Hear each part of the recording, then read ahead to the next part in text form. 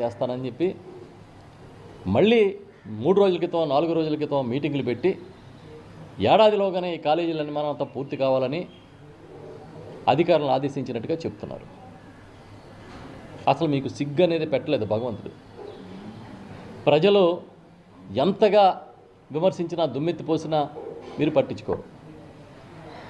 ఎంతసేపు కార్పొరేట్లకో లేదంటే ఎంతసేపు మీ కావలసిన పెద్దలకో దోచిపెట్టే కార్యక్రమంగా తప్ప పేదల గురించి పట్టించుకున్న పాపానే పోదనేది మీ చరిత్ర చెప్తుంది. మళ్ళీ ఇప్పుడు సేమ్ 99 పైసలకి ఎకరం ఒకటికి ఇచ్చేస్తారు. ఏమన్నా అంటే ఉద్యోగాలు వస్తాయి, ఉపాధి వస్తుంది, ప్రజలు ఏమనుకుంటున్నారో మీకు అక్కర్లేదు.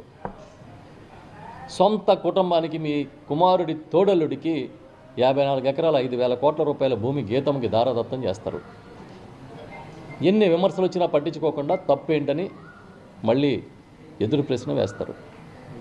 మీ దోపిడీని, మీ చేస్తున్న అరాచకాలని ఎవడో అడగకూడదు. 14,000 15,000 ఎస్ఎఫ్టీకి అమరావతిలో నిర్మాణాలు చేస్తారు.